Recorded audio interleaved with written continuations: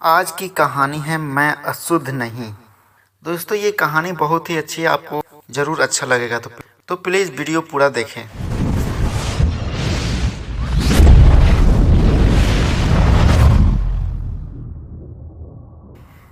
यह दुर्गा की प्रतिमा सबसे ऊपर स्थापित करो और आज की पूजा इस घर की नई बहू अपर्णा के हाथों संपन्न होगी। त्रिभुवन जी की रोबेली आवाज़ सुनते ही पंडाल में खड़े कई लोगों की नज़र अपर्णा पर पड़ गई। तो अपर्णा थोड़ा सा असहज हो गई थी। आज माँ दुर्गा की प्रतिमा स्थापित की जा रही थी और आज से पूरे 9 दिन तक रोज देवी का भोग प्रसाद स्वरूप ठाकुरों के विशाल दलान पर ही वितरित किया जाने वाला था। वैसे त्रिभुवन ठाकुर के घर कोई त्योहार बिना हंगामे के संपन्न हो जाए यह कहाँ संभव था। और आज तो दुर्गा पूजा का अवसर था जिसमें पहली बार घर की छोटी बहू अपर्णा भी सम्मिलित हुई थी। तो जाहिर है अधिकांश लोग बहू को देखने भी चले आए थे कि सुना है ठाकुर जी की बहू अशुद्ध हो चुकी है, तो क्या उसके हाथों माँ दुर्गा की पूजा होगी। आखिर संस्कारों की अलग से दुहाई जो देता था ठाकुरों का खानदान।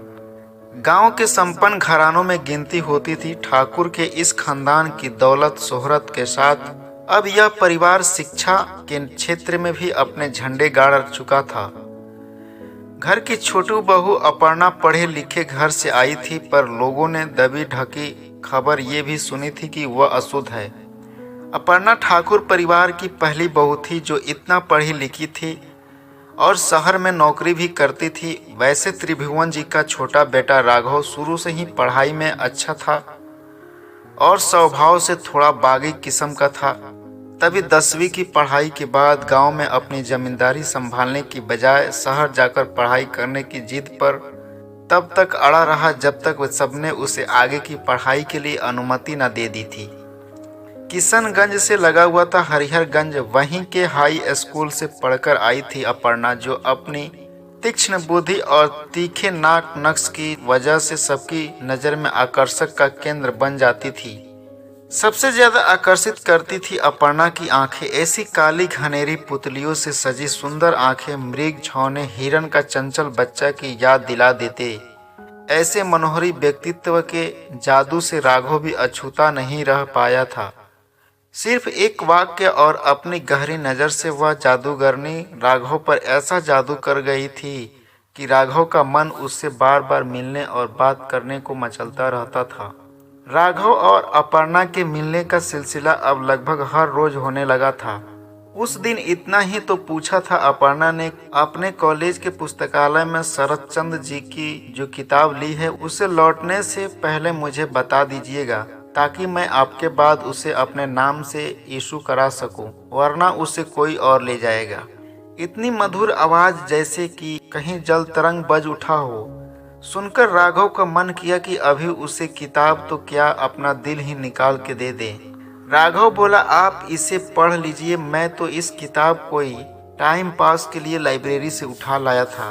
इस पर अपनी बड़ी बड़ी आंखें नचाते हुए अपर्णा बोली, आप यहाँ पढ़ाई करने आए हैं, आपको अपना पूरा समय अपनी पढ़ाई को समर्पित करनी चाहिए, वरना आपका इम्तिहान के समय पछताना पड़ सकता है। सुनकर राघव को समझ आ गया कि अपर्णा की जिंदगी में पढ़ाई का कितना महत्व है। किताबों के आदान प्रदान से शुरू हुई उनकी दोस्ती चल निकली थी। धीरे धीरे उनके प्रेम के बीज भी प्रस्फुटित होने लगे थे। कभी कभी राघव अपर्णा को चिढ़ाते हुए कहता, वो तो अच्छा हुआ कि तुम मुझे कॉलेज के अंतिम वर्ष में मिली, वरना तुम्हारे आकर्षण में तो मैं फेल ही हो जाता। सुनकर अपर्णा कुछ नहीं बोलती, सिर्फ अपनी बड़ी बड़ी आंखें शर्म से झुका लेती और राघव उसके लाज से आरक्त यानी शर्म से लाल होना कपोलों को निहारता रह जाता। उन्हीं दिनों कॉलेज के ट्रस्टी का बेटा रंजीत अपने छोटे भाई केतन, जो कॉलेज यूनियन के प्रेसिडेंट के पद के लिए उम्मीदवार के तौर पर खड़ा हुआ था, उसकी मदद करने जब तक आने लगा था उसकी नज़र भी अपर्णा पर पड़ी थी। तो अपनी मनचली हरकतों के वश में आकर अपर्णा को छेड़ते हुए एक जुमला कसा, ओए होए, अब तो कॉलेज में बाहर की बहार है, ये मासूम कली कौन है जिसके चेहरे पर इतना निखार है। सुनकर अपर्णा का चेहरा गुस्से से तमतमा गया। उसने कहा, आप मुझे ऐसे नहीं बोल सकते, तो तुम ही बता दो जाने मन तुमसे कैसे बात करते हैं। यह सुनकर अपर्णा को गुस्सा आने ही वाला था कि तभी राघव आकर बीच बचाव करके उसे वहां से दूर ले गया और समझाते हुए बोला कि रंजीत से दूर ही रहना। अक्सर बताते हैं कि ये थोड़ा सनकी है। उसके बाद अपर्णा समझ गई कि उसे रंजीत से दूर रहने की पूरी कोशिश करनी होगी। इधर दुर्गा पूजा का समय आ रहा था। मां भवानी की पूजा ठाकुरों की वर्षों पुरानी चली आ रही परंपरा थी। राघव को इस त्योहार में घर जाना अति आवश्यक था। अपनी मां और दोनों भाभीियों को तो वह अपर्णा के बारे में बता चुका था, पर इस बार वह अपने और अपर्णा के रिश्ते की बात अपने पिता से करने वाला था। राघव के फाइनल ईयर के सारे इम्तिहान हो चुके थे, सिर्फ रसायन शास्त्र की प्रायोगिक परीक्षा होनी बाकी थी। इधर अपर्णा के 3 पेपर बच रहे थे। अपर्णा राघव को जाने नहीं देना चाह रही थी, पर जरूरी था तो रोकती भी कैसे।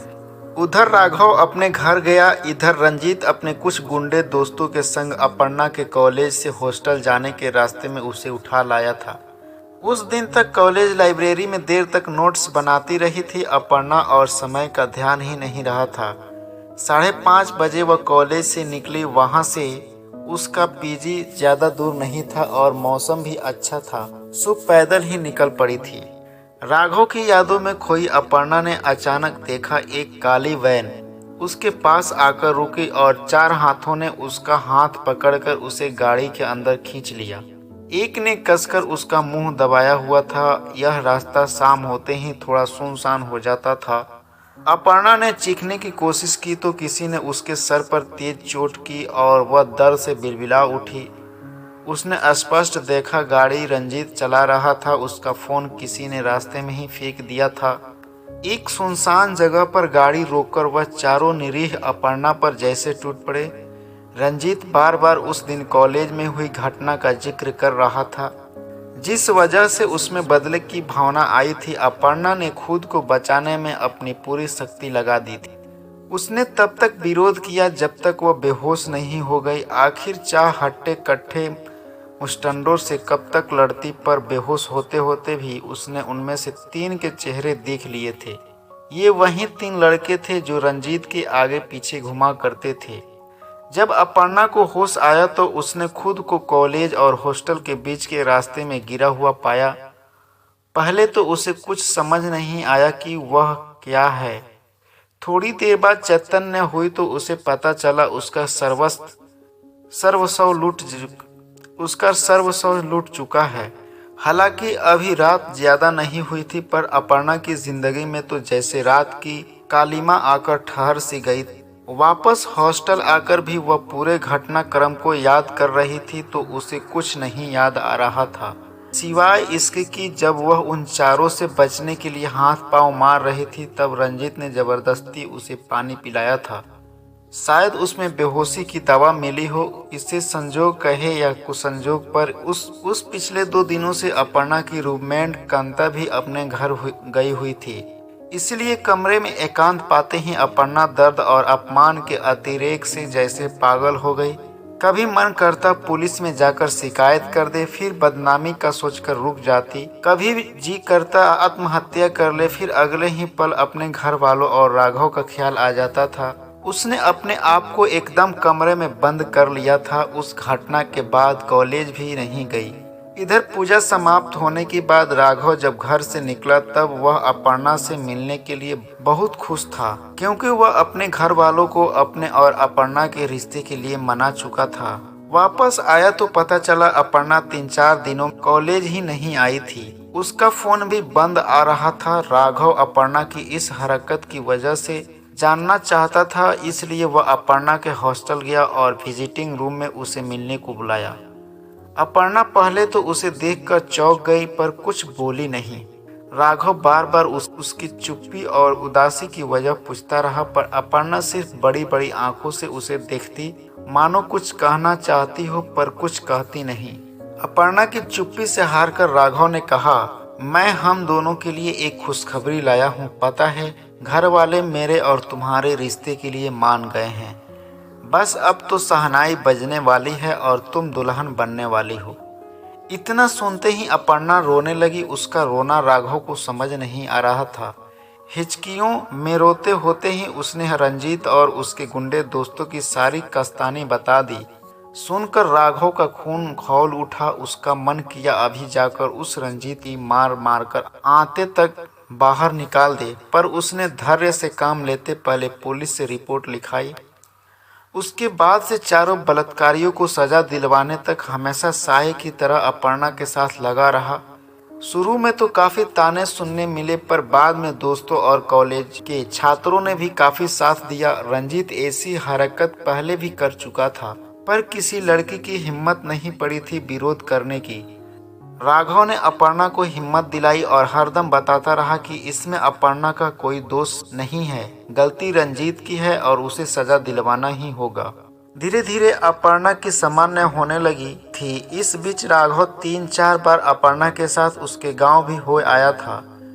अपर्णा के पिता का बचपन में देहांत हो चुका था। घर में वयोवृद्ध दादाजी आचार्य उमाशंकर जी थे, जिनके गांव में बहुत प्रतिष्ठा थी। माँ गायत्री देवी एक बेहद सीधी सादी, ईश्वर पर अटूट विश्वास रखने वाली स्त्री थी।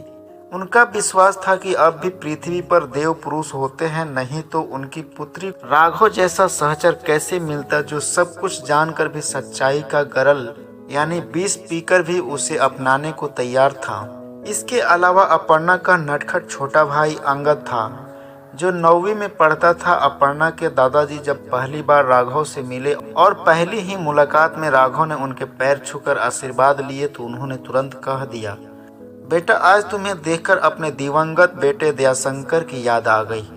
ऐसा ही दिव्य रूप और ऐसा ही विनम्र संस्कार। एक पल को अपर्णा भी दादा की याद में खो गई। अपनी 12 साल तक की उम्र तक यादें पिता के साथ की थी, सब उसके जेहन में कौंध गई थी।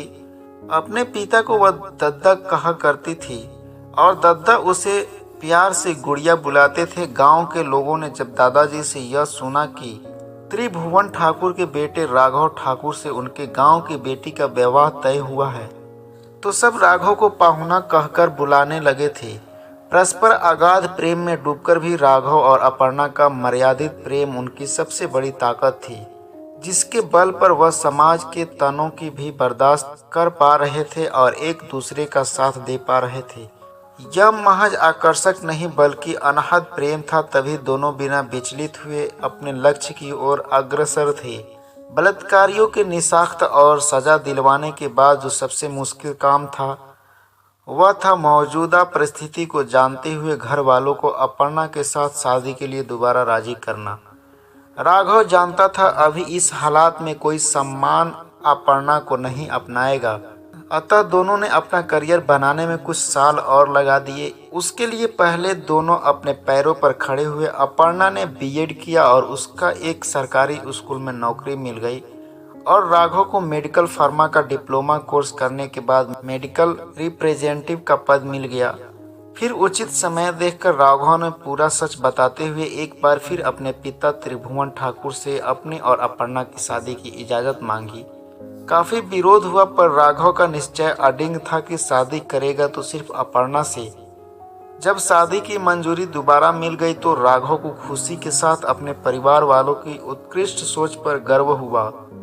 उन्होंने अपने मन में जरा सा भी मैल न रखते हुए अपर्णा को पूरे सम्मान के साथ अपनाया। सच है, अगर हम किसी को प्रेम करते हैं तो उसका सम्मान करना आवश्यक है। त्रिभुवन ठाकुर सिर्फ अपने छोटे बेटे से प्रेम ही नहीं करते थे, अपितु उसकी इच्छाओं का सम्मान भी करते थे। तभी आज पहली बार इस घर की छोटी बहू अपर्णा भी पूरे सम्मान के साथ मां भवानी की पूजा में सम्मिलित हुई थी। पूजा की शुरुआत में जब पंडित जी मां दुर्गा में प्राण प्रतिष्ठा स्थापित करने के मंत्र का जाप कर रहे थे, तब घर की छोटी बहू के हाथों में ही प्रतिमा को अनावरण करने की रस्म की गई। इस सम्मान से आह्लादित होकर अपनी आंख मूंद कर अपर्णा जैसे राघव का धन्यवाद कर रही थी। वह सोच रही थी कि राघव ने उसमें उस हादसे के बाद दोबारा अपनाकर उसमें प्राण भर दिए हैं और आज वह एक प्रतिष्ठित जीवन जी रही है।